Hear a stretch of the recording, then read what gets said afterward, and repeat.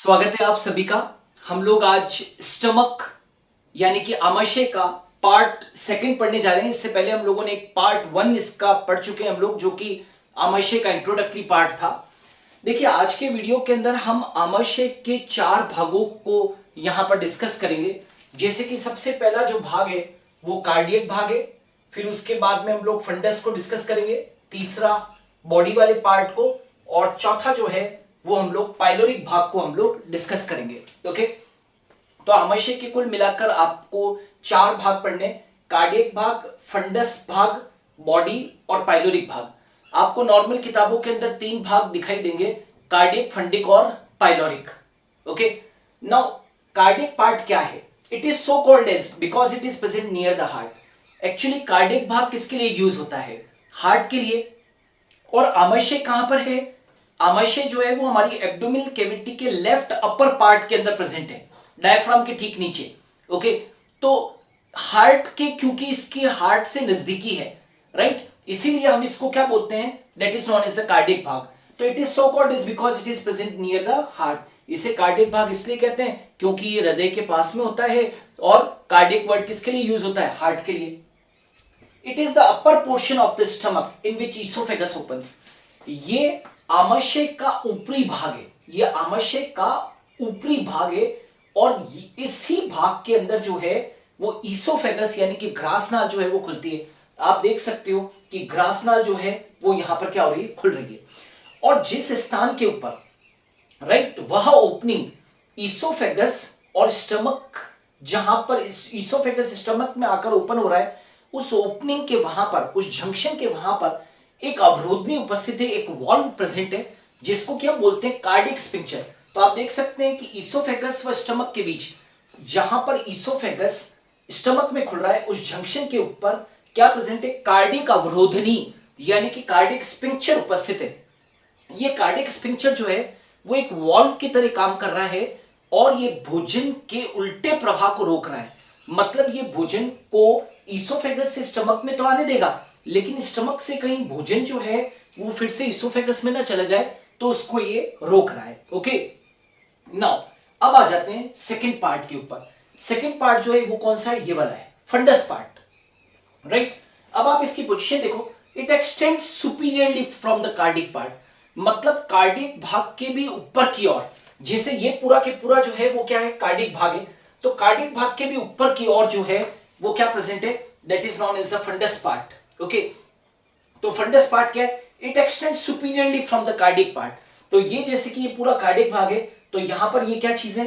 Funds भाग है। Okay, तो it extends superiorly from the cardiac part. और इस भाग के अंदर जो एयर और गैसेस जो है वो भरी रहती है। इसी भाग के अंदर, स्टमक के इसी भाग के अंदर वायु और गैसेस वगैरह जो है वो भरी रहती है। ओके, नाउ अब आ जाते हैं तीसरे भाग पर, ये वाला भाग। ये जो पूरा भाग है, this is known as the body. ये आमाशय का मध्य मुख्य गुंबदाकार यानी कि डूम शेप भाग है। डूम शेप क्यों कहा? क्योंकि ये पूरा की पूरा ये जो है ना, ये कॉन्वेक्स भाग है, तो इसको हम क्या कहते हैं? ये आमाशय का मध्य मुख्य गुंबदाकार भाग है। ओके, और अंतिम वाला जो भाग है ये यहां से स्टार्ट हुआ है, यहां से यहां तक, ये जो पूरा भाग है इसको हम क्या बोलते हैं? पाइलोरिक भाग कहते हैं। ये आमाशय का बेसिकली पोस्टीरियर भाग है। ये आमाशय का क्या है? बेसिकली पोस्टीरियर भाग है। ओके, अच्छा, एक चीज याद रखो, नॉर्मली जो आपको किताबों में देखने को मिलेगा वो ऐसे मिलेगा कि कार्डियक भाग जो है वो आमाशय का क्या है? एंटीरियर भाग है, राइट। फंडस भाग जो है वो क्या है? मिडिल भाग है। और जो पाइलोरिक भाग है वो क्या चीज है? दैट इज पोस्टीरियर पार्ट है। ओके, लेकिन मैंने यहां पर ये बॉडी जो भाग है इसको अलग से बता रखा है, सो डोंट बी कंफ्यूज। आपको किताबों के अंदर कैसे मिलेगा? कार्डियक भाग जो है वो क्या है? अग्र भाग है। फंडस भाग जो है वो क्या है? मिडिल भाग है। और जो पाइलोरिक भाग है वो कौन सा है? पश्चिम भाग है। ओके, नाउ ये जो पाइलोरिक भाग है इसके 3 भाग है। पहला जो भाग है वो है पाइलोरिक एंट्रम, ये वाला। दूसरा जो भाग है ये वाला, वो है पाइलोरिक कैनाल। और तीसरा जो भाग है वो क्या है? पाइलोरिक स्फिंक्टर यानी कि पाइलोरिक वॉल्व या पाइलोरिक अवरोधनी। ओके, नाउ ये जो पाइलोरिक कैनाल है, आप देख सकते हो पाइलोरिक एंट्रम के यहां पर पीछे ये क्या चीज है? पाइलोरिक कैनाल है। और यही पाइलोरिक कैनाल ही ड्यूडेनम में ओपन होती है। आपको मालूम है कि ड्यूडेनम क्या है? Duodenum is the first part of the small intestine. छोटी आंत का जो प्रथम भाग है वो क्या चीज है? ग्रहणी। Right, that is known as what, the duodenum. तो ये वाला जो कैनाल वाला भाग है वो किस में खुलता है, ड्यूडेनम के अंदर खुलता है। और ये जो पाइलोरिक स्पिंक्चर है यानी कि जो पाइलोरिक कपाट है वो आमाशय और ग्रहणी, ग्रहणी यानी कि ड्यूडेनम जो कि छोटी आंत का सबसे पहला भाग है, तो कौन सा पाइलोरिक भाग, आमाशय के पाइलोरिक भाग व ड्यूडेनम के बीच में क्या प्रेजेंट है, पाइलोरिक स्पिंक्चर प्रेजेंट है।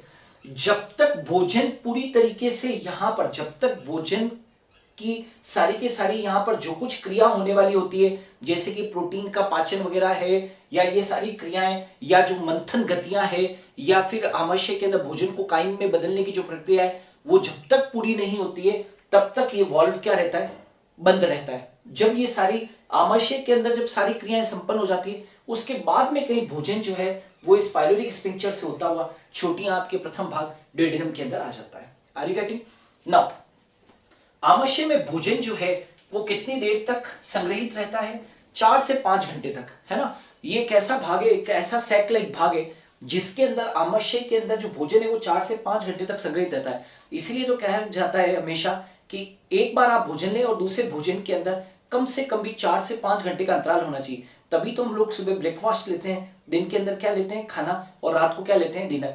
क्यों? क्योंकि हर एक बार जब आप भोजन लेते हैं तो उसके बाद में वो 4 से 5 घंटे तक भोजन जो है वो वहां पर संग्रहित रहता है। ठीक है, अब आ जाते हैं भोजन आमाशय में, भोजन आमाशय में अम्लीय गैस्ट्रिक जूस के साथ मंथन गतियां, मंथन गतियां मतलब मैंने पहले भी बताया था कर्निंग मूवमेंट्स, इस तरीके की मथने वाली जो गतियां होती है वो आमाशय के अंदर होती है।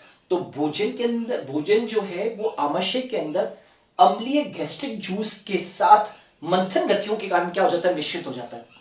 मतलब जब भोजन आमाशय के अंदर पहुंचा तो उसके बाद में आमाशय के अंदर कुछ विशेष प्रकार की गतियां होती है जिनको कि कर्निंग मूवमेंट्स कहते हैं या मंथन गतियां होती है। तो उसके कारण जो है वो भोजन जो है वो अम्लीय गैस्ट्रिक जूस के साथ में क्या हो जाता है, मिक्स हो जाता है, राइट।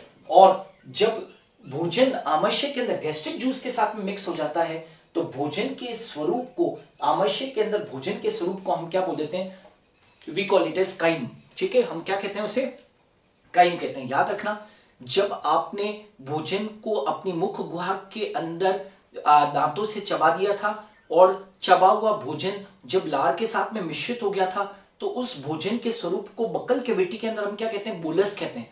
ठीक है ना। लेकिन जब यही बोलस फॉर्म जब और ज्यादा पच जाता है आमाशय के अंदर तो इसी को हम क्या कह देते हैं, we call it as chyme. तो इसको क्या कह देते हैं, काइम। अच्छा, याद रखना भोजन जो है वो आमाशय के अंदर ये जो अम्लीय गैस्ट्रिक जूस के साथ में मिक्स हुआ है ना, ये गैस्ट्रिक जूस आए कहां से, तो gastric juices are secreted by gastric glands. जठर रस का स्रावन करने वाली जो ग्रंथियां हैं उन ग्रंथियों को हम क्या कहते हैं, जठर ग्रंथियां कहते हैं, राइट। और याद रखना मैंने इस वीडियो के अंदर गैस्ट्रिक ग्लैंड्स को, जठर ग्रंथियों को डिटेल में नहीं समझाया, लेकिन वो बहुत बहुत महत्वपूर्ण भाग है, इसीलिए मैंने गैस्ट्रिक ग्लैंड्स का पूरा के पूरा एक इंडिविजुअल वीडियो बना रखा है। तो आप उसको जरूर देखें मेरे प्लेलिस्ट में जाकर और आप उसको देखें। ठीक है।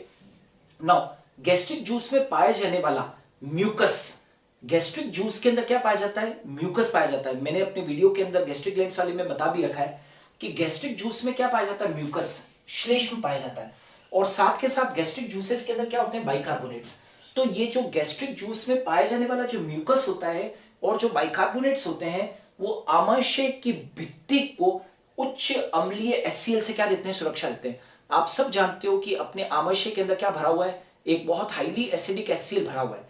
तो प्रश्न उठता है कि HCl जब अपने आमाशय के अंदर भरा हुआ है तो अपने आमाशय की दीवार तो घुल जानी चाहिए, डिसॉल्व हो जानी चाहिए, क्योंकि HCl जो है वो तो हाईली एसिडिक है। लेकिन ऐसा होता नहीं है।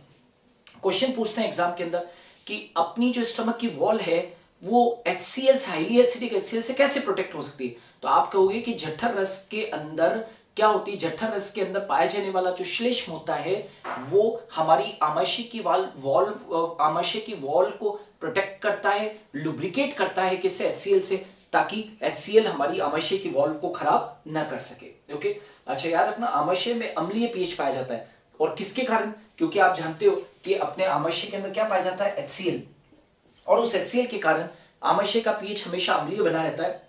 और आमाशय का जो पीएच होता है वो 1.5 से लेकर 1.8 के बीच में होता है। ठीक है।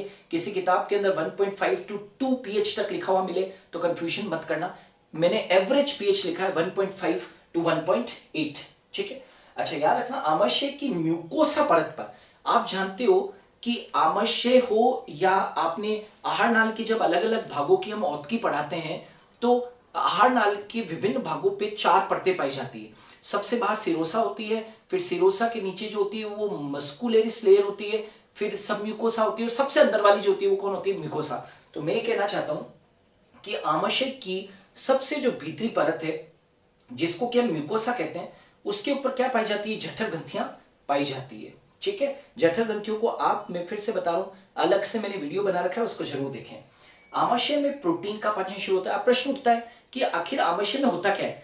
तो याद रखना सबसे पहले प्रोटीन का पाचन जहां शुरू होता है, मैंने कहा खत्म नहीं, मैंने कहा आमाशय के अंदर प्रोटीन का पाचन शुरू होता है। याद रखना प्रोटीन का संपूर्ण पाचन तो छोटी आंत के अंदर पूरा हो पाता है, लेकिन आमाशय के अंदर प्रोटीन का पाचन क्या हो जाता है? शुरू हो जाता है। और उसका कारण है कि आमाशय के अंदर 2 प्रोटीन पाचक एंजाइम होते हैं, एक का नाम है पेप्सिन और एक का नाम है रेनिन। ये दोनों प्रोटीन पाचक एंजाइम है, राइट।